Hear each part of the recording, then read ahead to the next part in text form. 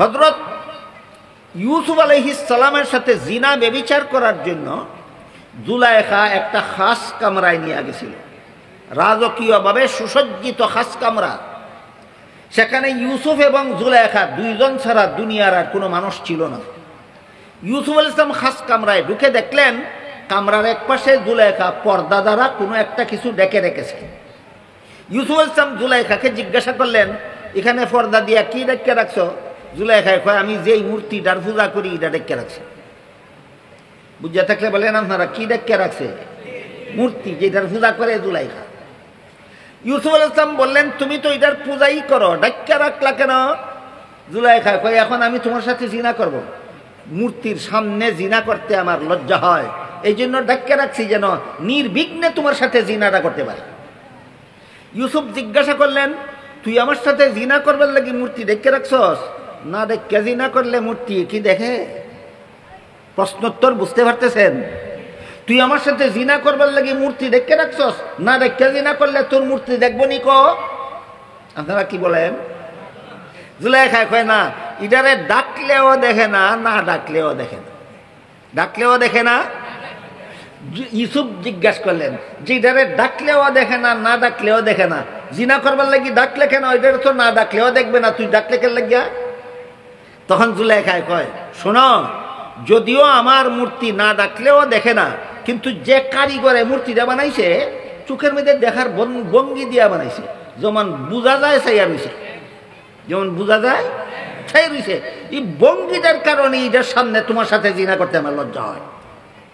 ইউসুফ আলাইহিস সালাম বললেন, এই জুলাইখা, তোর মূর্তি আসলে দেখে না, শুধু চোখের মধ্যে দেখার ভঙ্গি আছে, এই কারণেই যদি তার সামনে আমার সাথে জিনা করতে তোর লজ্জা হয়, তাহলে শুন, আমার আল্লাহ যে আসলেই দেখে, সেই আল্লাহর সামনে তোর সাথে জিনা করতে কি আমার লজ্জা হয় না? বলেন, আল্লাহ আমাকে সর্বাবস্থায় দেখে, এই বিশ্বাসটা ইউসুফ নবীর অন্তরে ঘুমন্ত ছিল। জিনার সাহস করতে পারলেন না কেন? আল্লাহ দেখে, বিশ্বাস ঘুমন্ত নয়, বিশ্বাস জাগ্রত। এইভাবে আল্লাহ সর্বদা আমাকে দেখেন, কোন সাহসে হারাম কাজ করি, এই বিশ্বাস অন্তরে জাগ্রত করার মেহনতের নাম, তরিকতের মেহনত, ব্যবস্থার নাম ইসলাহি জলসা।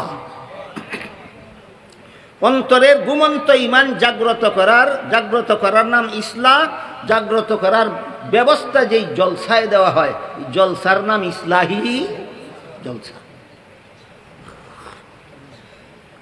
তালিমি আর ইসলাহি দুনো বিষয়টা হাদিসের ভিতরে পাওয়া গেল নি। জিবরিল জিজ্ঞাসা করলেন, নির্বেজাল ইবাদত কোনটা? রাসূল বলেন, নির্বেজাল ইবাদতের মূল কথা দুইটা, একটা হলো আল্লাহ সর্বদাই তোমার সামনে আছেন, আর একটা হলো তুমি সর্বদাই আল্লাহর সামনে আছো। এই দুইটা মূল কথার সাথে আরো যত আনুষঙ্গিক কথা আছে, সবগুলিকে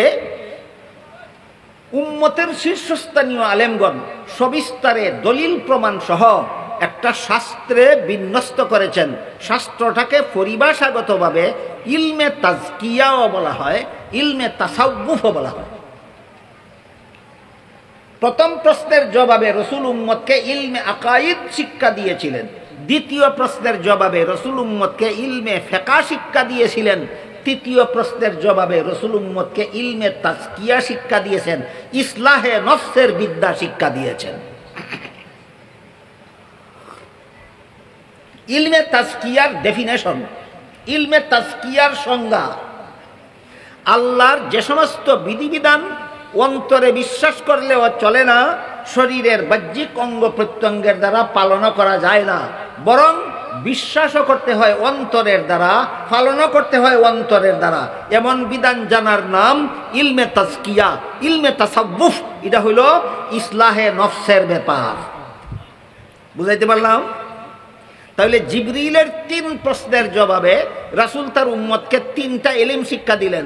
প্রথম প্রশ্নের জবাবে ইলমে আকাইদ শিক্ষা দিলেন, দ্বিতীয় প্রশ্নের জবাবে ইলমে ফিকহ শিক্ষা দিলেন, তৃতীয় প্রশ্নের জবাবে ইলমে তাসাউফ শিক্ষা দিলেন। এটার আরেক নাম ইলমে তাজকিয়া, এটার আরেক নাম ইলমে তাজকিয়া। ইলমে তাজকিয়ার ডেফিনেশন কারে কয়?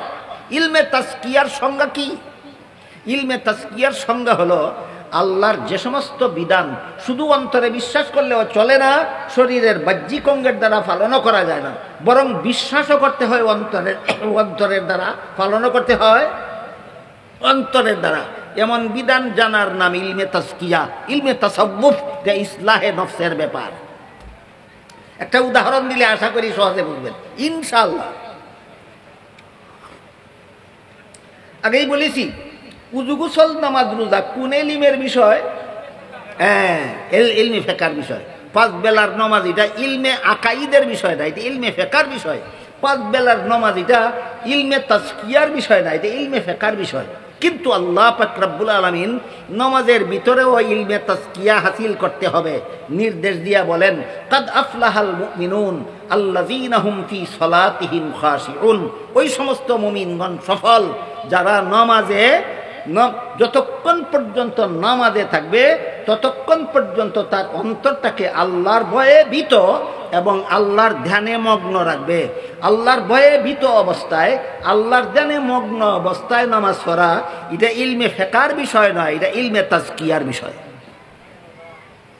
রুকু করবেন শরীরের অঙ্গ প্রত্যঙ্গের দ্বারা, সূরা কেরাত পড়বেন শরীরের অঙ্গ প্রত্যঙ্গের দ্বারা, সেজদা করবেন শরীরের অঙ্গ প্রত্যঙ্গের দ্বারা, দাঁড়াবেন শরীরের অঙ্গ প্রত্যঙ্গের দ্বারা, বসবেন শরীরের অঙ্গ প্রত্যঙ্গের দ্বারা, কুরআন তেলাওয়াত করবেন শরীরের অঙ্গ প্রত্যঙ্গের দ্বারা, তাসবিহ পড়বেন শরীরের অঙ্গ প্রত্যঙ্গের দ্বারা।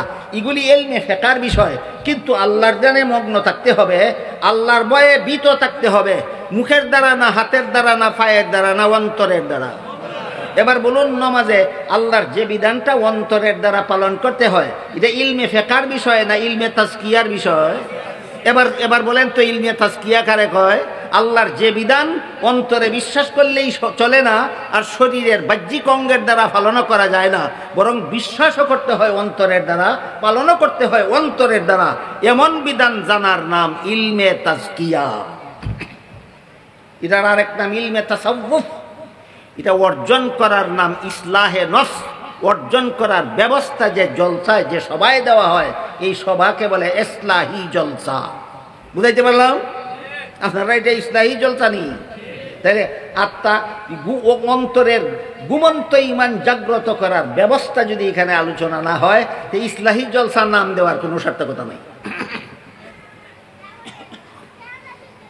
এবার বলুন, আমি নামাজ পড়লাম, পাক পবিত্র অবস্থায় দাঁড়াইলাম, সূরা কেরাত পড়লাম, রুকু সেজদা করলাম, যা কিছু করার সব কিছু করলাম, যা কিছু পড়ার সব কিছু পড়লাম, কিন্তু নামাজের শুরু থেকে শেষ পর্যন্ত সংসারের জল্পনা কল্পনা করলাম। আমার কি ইসলাহে নফস হাসিল হইল? ওই সে। তাইলে আমার নামাজটা শুধু ইলমে ফিকহের বিধান মতে হইছে, ইলমে তাজকিয়ার বিধান মতো আমার নামাজটা হইছে না। এই নামাজ নির্ভেজাল না নামাজে একটু ভেজাল আছে? নামাজে ভেজালটা কি? আমি রুকু করি ঠিকই হই, আমি আল্লাহর তাসবিহ পড়ি ঠিক হই, আমি আল্লাহর সামনে মাথা নত করি ঠিক হই, কিন্তু আমার কল্পনা থাকে দোকানের বেচা কিনার মধ্যে, আমার কল্পনা থাকে গৃহস্থির মধ্যে, আমার কল্পনা থাকে চাকুরির মধ্যে, আমার কল্পনা থাকে বেতনের মধ্যে, আমার কল্পনা থাকে বিদেশ যাওয়ার মধ্যে। আল্লাহর ধ্যানে আমার অন্তর্মগ্ন থাকে না। নামাজ আমার নির্ভেজাল না ভেজাল? কোন ইলমের কারণে নামাজও ভেজাল রইল? ইলমে তাজকিয়ার অভাবে আমার নামাজও ভেজাল রইল। এটা হাসিল করার ব্যবস্থা দেওয়ার নাম ইসলাহি ব্যবস্থা। তাহলে নামাজ কিভাবে আমার নির্ভেজাল হবে? আমি কিভাবে আল্লাহর ধ্যানে মগ্ন অবস্থায় নামাজ আদায় করতে পারবো যাতে আমার নামাজটা ইলমে তাজকিয়া অনুপাতেও বিশুদ্ধ নামাজ হবে? এটা শিক্ষা দেওয়া দরকার কিনা? এটা শিক্ষা দেওয়া মাদ্রাসারও কাজ নয়, জলসারও কাজ নয়। এটা শিক্ষা দেওয়া পীর সাহেবদের খানকার কাজ।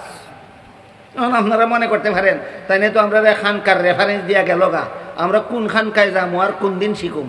এই যেন কৌতূহল যেন বাকি না থাকে, এই জন্য আমি সামান্য একটু আলোচনা করে দেব যে নমাজে আমি আল্লাহর ধ্যানে মগ্ন হওয়ার যে একটা বিধান আছে, আল্লাহর ধ্যানে মগ্ন হয়ে নামাজ আদায় করতে হবে। এটা ইলমে আকাইদের বিষয় নয়, ইলমে ফিকহের বিষয় নয়, এটা ইলমে তাজকিয়ার বিষয়। এটা আমার হাসিল করার ব্যবস্থা কি, উপায় কি? আল্লাহর ধ্যানে মগ্ন হয়ে নামাজ আদায় করা, এটা হলো নির্ভেজাল নামাজ। এটা হাসিল করার জন্য ট্রেনিং লাগে, ট্রেনিং, প্রশিক্ষণ। বলেন বিনা প্রশিক্ষণে হয় না প্রশিক্ষণ লাগে? প্রশিক্ষণ লাগে। এর বিভিন্ন প্রশিক্ষণ আছে। যতদিন পর্যন্ত আপনি এই আল্লাহর দানে মগ্ন অবস্থায় নামাজ আদায় করার ট্রেনিং গ্রহণ করবেন না, ততদিন পর্যন্ত আপনার নির্ভেজাল নামাজ জীবনও কোনো দিন হবে না। এটার একটা জরুরি কথা। আগে আমরা বুঝে নেব কেন ট্রেনিং না নিলে পর্যন্ত, ট্রেনিং না নেওয়া পর্যন্ত সারা জীবনই আমার নামাজ ভেজাল থাকবে কেন, তার কারণটা কি? এরপরে 2 নম্বরে জানার ব্যাপার, নামাজকে নির্ভেজাল করে আল্লাহর দানে মগ্ন হয়ে নামাজ আদায় করার ব্যবস্থাটা কি? এই ব্যবস্থাটার নাম হই ইসলাহি ব্যবস্থা। ব্যবস্থাটা পরে বলবো, আগে বলবো ট্রেনিং না লওয়া পর্যন্ত নামাজ নির্ভেজাল হবে না কেন। এ মর্মে হাদিস শরীফে রাসূল করিম সাল্লাল্লাহু আলাইহি ওয়াসাল্লাম বলেন, শয়তানের একদল স্পেশাল বাহিনী আছে, বেনামাজির কাছে পাঠায় দেয়। নমাজিরা যখন নামাজ শুরু করে দেয় তখন তাদের কাছে পাঠায়। বলেন এটা শয়তানের সাধারণ বাহিনী না স্পেশাল বাহিনী? কার কাছে পাঠায়? নমাজিরা যখন নামাজ শুরু করে দেয় তখন তার কাছে পাঠায়। এদের ডিউটি হইল নামাজ শুরু করার পর থেকে সালাম ফিরানির পূর্ব পর্যন্ত এরা নমাজির অন্তরে শুধু বলতে থাকবে উজকুর কাজা, উজকুর কাজা, উজকুর কাজা। মর্ম হলো নমাজির অন্তর ঢাইলা দিতে থাকে, অমুক কথা স্মরণ করো, হমুক কথা স্মরণ করো, তমুক কথা স্মরণ করো। সংসারের হাজার কথা নমাজির অন্তরে জাগাইয়া দিতে থাকে। এই জন্য যতদিন পর্যন্ত ট্রেনিং গ্রহণ করিয়া শয়তানের বাহিনীরে খেদানির ব্যবস্থা না করবে ইসলাহি জলসার মাধ্যমে, ততদিন পর্যন্ত এই শয়তানের খপ্পর থেকেই নামাজ আদায় করবে। জীবনে কোনোদিন নির্ভেজাল নামাজ তার পক্ষে হবে না। এবার বুঝে থাকলে বলুন, এই ইলমে তাসাউফের ট্রেনিংটা গ্রহণ না করলে আমি নির্ভেজাল নামাজ পড়তে পারবো না কেন? শয়তানের স্পেশাল বাহিনী আমার পিছনে লেলানো আছে। আমি যখন নামাজে দাঁড়াই আমার কাছেও শয়তানেরই বাহিনী আসে, আপনারা যখন নামাজে দাঁড়ান আপনাদের কাছেও শয়তানের সেই বাহিনী যায়। আমার কাছে যখন আসে আমি টের পাই, আপনাদের কাছে যখন যাবেন আপনারাও টের পাবেন। আমি আলামত বলে দিই, একটা আলামত বলে দিই। এই বাহিনী যখনই যাবে আপনি টের পাবেন যে আমি এখন শয়তানের স্পেশাল বাহিনীর খপ্পরে পড়ে গেছি। আমার কাছে আসে সময় আমি টের পাই, আপনাদের কাছে গেলে কেমনে টের পাবেন? আমি আলামত বলে দিই। আপনারা গভীরভাবে লক্ষ্য করে দেখবেন, নামাজ শুরু করার আগে সংসারের এত কথা মনে জাগে না, নামাজ শুরু করলে পরে সংসারের যত কথা মনে জাগে।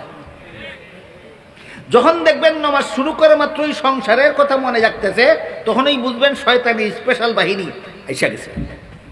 কথা বুঝলেন? কাজেই যতদিন পর্যন্ত আপনি ইসলাহে নফসের এই ব্যবস্থাটা না করবেন, নামাজটাকে নির্ভেজাল করার ট্রেনিংটা গ্রহণ না করবেন, প্রশিক্ষণ গ্রহণ না করবেন, ততদিন পর্যন্ত জীবন ভর নামাজ পড়তে থাকবেন, কিন্তু নামাজ কোনোদিন নির্ভেজাল হবে না, নামাজে ভেজাল থেকেই যাবে। বাকি কথা বলার আগে আমি আপনাদের কাছে জানতে চাই, আপনাদের কাদের সারা জীবনের নামাজে ভেজাল থাকতে চান? নামাজ নির্ভেজাল হওয়া দরকার। সংসারের কল্পনা জল্পনায় নামাজ শেষ করলে নামাজ নির্ভেজাল হয় না? আল্লাহর জানে মগ্ন অবস্থায় নামাজ শেষ করলে নামাজ নির্ভেজাল হয়? এটা ট্রেনিং ছাড়া হাসিল হয় না ট্রেনিং লাগে? ট্রেনিং লাগে। এটা হাসিল করার জন্য ট্রেনিং লাগে। এই ইলমে তাসাউফের এই ট্রেনিংটা 2 রকমের। এক রকমের ট্রেনিং দেখায় মুজাহাদা, এক প্রকার ট্রেনিং দেখায় মুজাহাদা, আরেক প্রকার ট্রেনিং এর নাম হইল রিয়াজত। এক প্রকার ট্রেনিং এর নাম রিয়াজত, আরেক প্রকার ট্রেনিং এর নাম মুজাহাদা। এই দুইটার পার্থক্য বলতে গেলে আমার সময় অনেক লম্বা হয়ে যাবে, আপনারাও হয়তো বিরক্ত হয়ে যাবেন, আমি সেদিকে যাব না। আমি আজকে শুধু এতটুকু বলতে চাই যে আমার নামাজে শয়তানে বেজাল গোটায়, সংসারের হাজার কথা স্মরণ করাইয়া দিয়া শয়তানের স্পেশাল বাহিনী আমার নামাজটাকে নির্ভেজাল করে না বেজাল করে? এই বেজাল থেকে আমার নামাজটাকে নির্ভেজাল করতে হইলে আমার একটা ট্রেনিং গ্রহণ করতে হবে। এছাড়া নামাজ শুদ্ধ করার আর কোনো পথ নাই। বুঝে থাকলে বলেন, শয়তানের স্পেশাল বাহিনীর থেকে নামাজকে খাঁটি নির্ভেজাল করার জন্য ট্রেনিং ছাড়া পথ আছে না ট্রেনিং ছাড়া কোনো পথ নাই? এবার আমরা বোঝার চেষ্টা করবো ট্রেনিংটা কি। মুফাসসিরিনে কেরাম তাফসীরের কিতাবে শয়তানের স্পেশাল বাহিনীর খপ্পর থেকে মুমিনের নামাজটাকে নির্ভেজাল করার বিভিন্ন ট্রেনিংয়ের পদ্ধতি বলে দিয়েছেন। এই রকম ট্রেনিং আছে, ওই রকম ট্রেনিং আছে, সেই রকম ট্রেনিং আছে। আমি সবগুলি বলে আপনাদেরকে হয়রানি ফেলতে চাই না। মাত্র দুইটা ট্রেনিংয়ের কথা আজকে বলবো। একটা হইল আলেমদের জন্য, আর একটা হইল যারা আলেম না তাদের জন্য। আলেমদের জন্য যে ট্রেনিংটা আছে নমাজকে নির্ভেজাল করার, এটা আপনারা কেউ এই ট্রেনিং গ্রহণ করতে পারবেন না। আরেকটা ট্রেনিং আছে আলেম লাগবে না, যে কোনো লোকে এই ট্রেনিং গ্রহণ করলেই নমাজটাকে শয়তানের খপ্পর থেকে নির্ভেজাল করতে পারবে। বলেন কোনটা বলবো? নমাজকে নির্ভেজাল করার জন্য একটা ট্রেনিং না কয়েকটা ট্রেনিং আছে? এর মধ্যে একটা আছে আলেমদের জন্য, একটা আছে আলিম যারা আলেম না তাদের জন্য। কোনটা বলবো? দুটোই কই, আলেমদেরটা আগে কই, আপনারা যেন বুঝতে পারেন যে এই ট্রেনিং আপনারা গ্রহণ করতে পারেন। কেউ পারবে না, একমাত্র আলেম ছাড়া দুনিয়ার কেউ নমাজকে নির্ভেজাল করার এই ট্রেনিং কেউ গ্রহণ করতে পারবে না। এই কথাটা বুঝতে পারবেন। এটা হলো নমাজের শুরু থেকে শেষ পর্যন্ত আমি যা কিছু পড়ব, এই জন্য নমাজ রে পড়া কয়, নমাজ পড়া। আল্লাহ কিন্তু কোরআনে নমাজ পড়ো বলেননি, আল্লাহ কোরআনে বলেছেন নমাজ কায়েম করো, নমাজ প্রতিষ্ঠা করো। কিন্তু এরপরেও আমরা নমাজ পড়া পিয়া দেখি, নমাজ আমরা পড়ি কেন? তার একটা কারণও আছে। নমাজের শুরু থেকে শেষ পর্যন্ত শুধু পড়া আর পড়া, ফরা ছাড়া নমাজ নাই। আল্লাহু আকবার বলে নমাজ শুরু করলাম, এরপরেই ফরা আরম্ভ হইল। পয়লা বললাম সুবহানাকা, এরপরে বললাম আউযুবিল্লাহ, এরপরে বললাম বিসমিল্লাহ, এরপরে বললাম সূরা ফাতিহা, এরপরে বললাম আলাম তারা সূরা, এরপরে রুকুত গিয়া বললাম 3 তাসবিহ, সেজদাত গিয়া বললাম 3 তাসবিহ, বইয়া বললাম আত-তাহিয়াত, বইয়া বললাম দুরূদ শরীফ, বইয়া বললাম দোয়া মাসুরা, তারপরে সালাম ফিরাইলাম। বলুন ফরা ছাড়া নমাজ আছে? এই জন্য নমাজ আমরা কি কই? নমাজ পড়ি। তাই নমাজের ভিতরে যা কিছু পড়ার মতো আছে সবগুলি আপনি অর্থের দিকে ধ্যান করে পড়বেন। শয়তানের বাহিনীর গায়ে জ্বালা ধরবে, বায়ু সারতে সারতে ফেলাইব আপনার ছেলে। বুঝে থাকলে বলেন তো আলেমদের জন্য ট্রেনিংটা কি? যা কিছু পড়ব সবগুলির অর্থ লক্ষ্য করে পড়ব। যা কিছু পড়ব নমাজের ভিতরে, যা কিছু পড়ব সবগুলি অর্থ লক্ষ্য করে পড়ব। এই শয়তানের বাহিনী আমার কাছে থাকবে না, পলাতে বাধ্য হবে। আমি যখন আল্লাহু আকবার বলি তখন আমি লক্ষ্য করবো এর অর্থ হইল আল্লাহ সকলের বড়। আমি যখন সুবহানাক আল্লাহুম্মা বলি তখন আমি লক্ষ্য করবো এর অর্থ হইল হে আল্লাহ তোমার পবিত্রতা বর্ণনা করি। আমি যখন ওয়া বিহামদিকা বলি তখন আমি লক্ষ্য করবো এর অর্থ হইল আল্লাহ সমস্ত প্রশংসা তোমার। আমি যখন ওয়া তাবারাকাসমুকা বলি তখন আমি লক্ষ্য করবো এর অর্থ হইল হে আল্লাহ তোমার নাম বরকতময়। আমি যখন ওয়া তাআলা জাদ্দুকা বলি তখন আমি লক্ষ্য করবো এর অর্থ হইল আল্লাহ তোমার মর্যাদা সর্বোচ্চ। আমি যখন লা ইলাহা গায়রুকা বলি তখন আমি লক্ষ্য করবো এর অর্থ হইল তুমি ছাড়া কোনো মাবুদ নেই। শুধু সুবহানাকার অর্থ লক্ষ্য করে পড়তে হবে না, যা কিছু পড়ার আছে সবগুলি নমাজে যা কিছু পড়ার আছে সবগুলির অর্থ লক্ষ্য করে পড়লেই শয়তান আপনার অন্তরে সংসারের কল্পনা জল্পনা ঢুকাইবার পথ খুঁজে পায় না। এবার বলেন এই ট্রেনিংটা কাদের জন্য? আপনারা যারা আলিম না কেউ পারবেন এই ট্রেনিংটা গ্রহণ করতে পারবেন না। আমি আগেই কইছি যেহেতু ইসলাহি জলসা নাম দেওয়া হয়েছে, ইসলাহের আলোচনা না হইলে ইসলাহ কাকে বলে, ইসলাহ কিভাবে হয় সেই ব্যবস্থা বাতায় আনা দিল তো ইসলাহি জলসা নাম দেওয়াটা যথাযথ হইল না।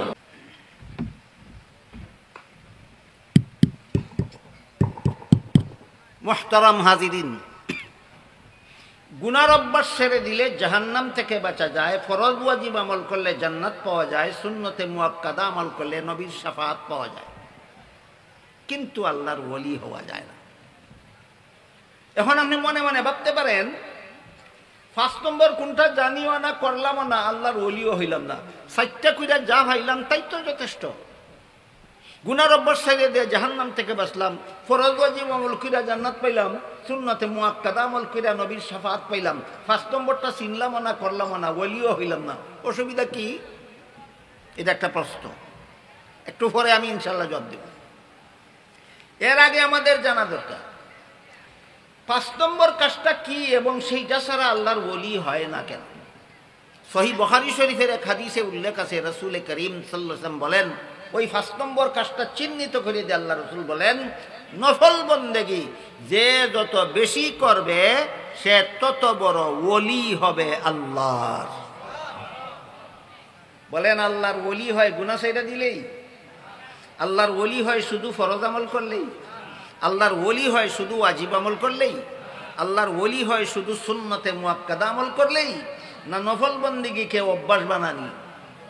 রসুল বলেন, যে যত বেশি বেশি নফল বন্দেগী করবে সে তত বড় ওলি হবে আল্লাহর। এখানে কয়েকটা বিষয় গুরুত্বপূর্ণভাবে আমাদের জানার এবং বোঝার আছে। 1 নম্বর,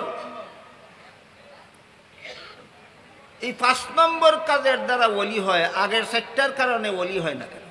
তার কারণ হইল, আগের 4টা আমল বন্দা করে নিজের স্বার্থে, গুনার অভ্যাস ছেড়ে দেয় জাহান্নাম থেকে বাঁচার স্বার্থে, ফরজ ওয়াজিব আমল করে জান্নাত পাওয়ার স্বার্থে, সুন্নতে মুআক্কাদা আমল করে নবীর শাফাআত পাওয়ার স্বার্থে। নফল বন্দেগী না করলেও জাহান্নাম থেকে বাঁচা যায়, নফল বন্দেগী না করলেও জান্নাত পাওয়া যায়, নফল বন্দেগী না করলেও নবীর শাফাআত পাওয়া যায়। তাইলে নফল বন্দেগী করার মধ্যে বন্দার কোনো স্বার্থ নাই। করে কেন? শুধুমাত্র মালিককে খুশি করার জন্য। এই জন্য রসুল বলেন, এটা বন্দা নিজের স্বার্থে করে না, মালিকরে খুশি করার জন্য করে। এই জন্য যে ব্যক্তি নফল বন্দেগীকে অভ্যাস বানায়, মালিকে খুশি হইয়া তারে আল্লাহর ওলি বানায়। এরপরে আল্লাহ রসুল বলেন, এইভাবে যারা আল্লাহর ওলি হয় এদের মুখ আল্লাহর মুখ হইয়া যায়, এদের হাত আল্লাহর হাত হইয়া যায়, এদের পা আল্লাহর পা হইয়া যায়। ওলি যখন চিনলাম, এই 5 কাজের দ্বারা মুমিন বান্দা আল্লাহর ওলি হয়। কাজেই কেউ ফিরে না খালি হাতে খাজা বাবার দরবারে। এটা ওলির শান না কুফুরি গান? যে ওলির শান নয়, এটা কুফুরি গান। এই ভণ্ড মাজার ফুজারি চিনেওই না ওলি কারে কয়, শান গাইব কোত্থেকে? ভণ্ড মাজার ফুজারি ওলি চিনেই না, শান গাইবে কোত্থেকে? আমি কি আপনাদেরকে ওলি চিনাতে পারলাম? আরেকটা প্রশ্নের জবাব বাকি রয়েছে। আমি 4 কাজ করে জাহান্নাম থেকে বাঁচলাম, জান্নাত পাইলাম, নবীর শাফাত পাইলাম, 5 নম্বর কাজ করলাম না, ওলি হইলাম না, অসুবিধা কি? লস কি? লস নাই, লস নাই। এক্সট্রা উপকার থেকে বঞ্চিত। সেটা কি? ওলিরা আল্লাহর সাক্ষাৎ জান্নাতে যত ঘন ঘন পাবে, 4 কাজের দ্বারা পাবে আল্লাহর সাক্ষাৎ তত ঘন ঘন পাবে না। এবার বলেন, সাধারণ নেককার মুসলমানে আর আল্লাহর ওলির মধ্যে পুরস্কারের বেলায় ব্যবধান আছে নি? ওলিদের এক্সট্রা পুরস্কার হইল আল্লাহর ঘন ঘন সাক্ষাৎ। জান্নাতে আল্লাহর ঘন ঘন সাক্ষাৎ হবে ওলিদের, সাধারণ মুসলমানের সাক্ষাৎ হবে আল্লাহর সাথে ওলিদের মতো এত ঘন ঘন নয়। তাহলে সাধারণ নেককার মুসলমানে আর ওলিদের পুরস্কারে জান্নাতে ব্যবধান থাকবেই না? ব্যবধান থাকবে। এবার মূল কথার দিকে যাই। জিবরিল প্রশ্ন করলেন, নির্বেজাল ইবাদত কোনটা? রাসূল এর মূল কথা বলে দিলেন 2টা। একটা হইল আল্লাহ সদা সর্বদা তোমার সামনে আছেন, আর হইল তুমি সদা সর্বদা আল্লাহর সামনে আছো। নির্বেজাল ইবাদতের মূল কথা হইল এই 2টা। এখন বলেন, আল্লাহ সর্বদাই আমার সামনে আছেন, এই কথা সব মুসলমান আমরা বিশ্বাস করি কিনা? আমি সদা সর্বদা আল্লাহর সামনে আছি, এটা আমরা সব মুসলমানে বিশ্বাস করি কিনা? আল্লাহ সর্বদাই আমাকে দেখেন, সর্বাবস্থায় আমাকে দেখেন, বিশ্বাস আমরা সবাই করি। তাহলে আমি যদি বিশ্বাসই করি আল্লাহ আমাকে অহরহ দেখতেছেন, তাহলে কোন সাহসে চুরি করি, কোন সাহসে ডাকাতি করি, কোন সাহসে জিনা ব্যভিচার করি, কোন সাহসে সুদ খাই, কোন সাহসে ঘুষ খাই, কোন সাহসে মদ খাই, কোন সাহসে গাঞ্জা খাই, কোন সাহসে দুর্নীতি করি, কোন সাহসে জালিয়াতি করি? এই প্রশ্নের জবাব না বোঝা পর্যন্ত ইসলাহি জলসা কাকে বলে বুঝবেন না। ইসলাহি জলসা কাকে বলে এটা বোঝার জন্য এই প্রশ্নের জবাব বুঝতে হবে যে আমি যদি বিশ্বাস করি সর্বদাই আল্লাহ আমাকে দেখতেছেন, কোন সাহসে আমি আল্লাহর নিষিদ্ধ কাজে জড়িত হতে পারি? এই প্রশ্নের একেবারে সহজ সরল সংক্ষিপ্ত জবাব হইল, বিশ্বাস করি ঠিকই আল্লাহ আমাকে দেখতেছেন, কিন্তু যাদের ইসলাহি ট্রেনিং হাসিল হয় না, যাদের এই বিশ্বাসটাকে অন্তরে জাগ্রত করার প্রশিক্ষণ যারা গ্রহণ করে না, এদের আল্লাহ আমাকে দেখতেছেন বিশ্বাসটা ঘুমন্ত থাকে, ঘুমাইয়া থাকে। যতক্ষণ পর্যন্ত আল্লাহ আমাকে দেখতেছেন এই বিশ্বাস ঘুমাইয়া থাকবো, ততক্ষণ আল্লাহ দেখতেছেন বিশ্বাসও করব, আল্লাহ দেখতেছেন জিনাও করব, আল্লাহ দেখতেছেন বিশ্বাসও করব, আল্লাহ দেখতেছেন সুদও খাইব, আল্লাহ দেখতেছেন বিশ্বাসও করব, আল্লাহ এরপরে ঘুষও খাইব। বলেন, আল্লাহ দেখতেছেন বিশ্বাস কইরাও সুদ খায়, ঘুষ খায়, মদ খায়, গাঞ্জা খায়। কেন? বিশ্বাস ঘুমন্ত, বিশ্বাস ঘুমন্ত। এই ঘুমন্ত বিশ্বাসকে জাগ্রত করার ব্যবস্থার নাম ইসলাহি ব্যবস্থা। এই ঘুমন্ত বিশ্বাসকে জাগ্রত করার ব্যবস্থার নাম ইসলাহি ব্যবস্থা। এই ব্যবস্থা যে জলসায় দেওয়া হয় এটাকে ইসলাহি জলসা বলা হয়। ইসলাহ অর্থ সংশোধন, ইসলাহ অর্থ সংশোধন। এই অন্তরের ভ্রান্তি সংশোধন, অন্তরের ভ্রান্তি। অন্তরের ভ্রান্তি কি? বিশ্বাস করে আল্লাহ দেখেন, এরপরও আল্লাহ বিরোধী কাজ করে। এইটার নাম হইল অন্তরের অপবিত্রতা। অন্তরের এই অপবিত্রতা অন্তর থেকে দূর করে অন্তরের পবিত্রতা হাসিল করাকে ইসলাহে নফস বলা হয়। এখন আমরা বোঝার চেষ্টা করি যে এই বিশ্বাসটা আল্লাহ সর্বদাই আমাকে দেখেন, এই বিশ্বাসটা আমার অন্তরে আছে। তারপরেও যে আমি হারাম কাজ করি, বিশ্বাসটা জাগ্রত থাকার কারণে না ঘুমন্ত থাকার কারণে? ঘুমন্ত থাকার একটা উদাহরণ শুনুন এবং জাগ্রত থাকার একটা উদাহরণ শুনুন। ধরেন আপনার দেওয়াল ঘেরা বাড়ির ভিতরে রাতে যেন চোর ঢুকতে না পারে, এই জন্য গেটের মধ্যে একজন বেতনভোগী পাহারাদার বসায় রাখে। বলুন তো, আপনার আমার কথা বুঝে থাকলে আপনার বাড়ির গেইটে পাহারাদার বসা থাকলে চোর ঢুকতে পারবে? কিন্তু এই পাহারাদার যদি আপনার গেইটের সোফায় বসে বসে সারা রাত ঘুমায়, পাহারাদার গেইটও বসা আছে, জাগ্রত না, ঘুমন্ত, এবার চোর ঢুকতে পারবে কিনা? এবার আপনাদের বলতে হবে, পাহারাদার থাকলে চোর ঢুকে কেমনে? ঠিক তেমনি ভাবে আল্লাহ আমাকে দেখেন, বিশ্বাস করার পরে হারাম কাজ করে কেমনে? এখন বুঝতে পারছেন? আল্লাহ আমাকে সর্বদাই দেখেন, এরপরে হারাম কাজ করে কেমনে? তার ঈমান ঘুমন্ত। চোর আমার গেইটে বসা আছে, চোর ঢুকে কেমনে? ঘুমন্ত। ঘুমন্ত পাহারাদার থাকলে যেমন চোর ঢুকতে কোনো অসুবিধা হয় না, ঠিক তেমনি ভাবে আল্লাহ আমাকে দেখেন, এই ঈমান ঘুমাইয়া থাকলে এই হারাম কাজ করতে কোনো অসুবিধা হয় না। এবার বলেন, ঘুমন্ত ঈমানের ইবাদত হবে নির্ভেজাল না ভেজাল? এই জন্য জিবরিল যখন জিজ্ঞাসা করলেন মাল ইহসান, নির্ভেজাল ইবাদত কোনটা, আল্লাহ রাসূল বলে দিলেন ঘুমন্ত ঈমান জাগ্রত করো। আল্লাহ দেখেন এই বিশ্বাস জাগ্রত করো, হারাম কাজের সাহস থাকবে না, তখন তোমার ঈমান হবে নির্ভেজাল, আমল হবে নির্ভেজাল, দুনিয়া হবে নির্ভেজাল, আখিরাত হবে নির্ভেজাল। এই ঘুমন্ত ঈমানটাকে আল্লাহ আমাকে সদা সর্বদা দেখেন, এই ঘুমন্ত ঈমানটাকে জাগ্রত করার ব্যবস্থার নাম ইসলাহে নফস। যেই জলসার মধ্যে এই ব্যবস্থা দেওয়া হয় এমন জলসাকে ইসলাহি জলসা বলা হয়। কথা বুঝতে পারলেন? এবার আমার আল্লাহ আমাকে সদা সর্বদা দেখেন, এই বিশ্বাস জাগ্রত থাকলে আমার অবস্থা কি হবে, এটার একটা উদাহরণ শুনে। ইসলাহের ব্যাপারটা কি বোঝা দরকার। নামাজটা আমার কিভাবে নির্ভেজাল হবে, এটার বিভিন্ন ট্রেনিং আছে। এর মধ্যে আলিমদের জন্য ট্রেনিংটা কি, সবকিছু অর্থের দিকে লক্ষ্য করে পড়া, সবকিছু অর্থের দিকে লক্ষ্য করে পড়া। আমার যখন ইমামদের যা কিছু পড়বে এর অর্থের দিকে যখন আমার ধ্যান থাকবে, তখন আমার মনকে খেতে নিয়ে লাগাইবার সুযোগ পাইবে না শয়তান, আমার মনকে দোকানে নিয়ে লাগানির সুযোগ পাইবে না শয়তান, আমার মনকে নিয়ে বিদেশ পাঠাইয়া দেওয়ার সুযোগ পাবে না শয়তান, কারণ আমার মন তো তার অর্থের ধ্যানে মগ্ন। এই ট্রেনিং আলিম ছাড়া আর কেউ গ্রহণ করতে পারবে না। যারা আলেম না তাদের জন্য একটা ট্রেনিং আছে, ওইটাও আবার আলেমরাও গ্রহণ করতে পারে ইচ্ছা করলে, কিন্তু আলেম না যারা তাদের জন্য ওইটাই লাগবে। আলেমদের যারা এটা আলেম না যারা তারা পাবে না। যারা আলেম না তাদের জন্য নামাজকে নির্ভেজাল করার, নামাজকে খাঁটি করার ট্রেনিং হইল।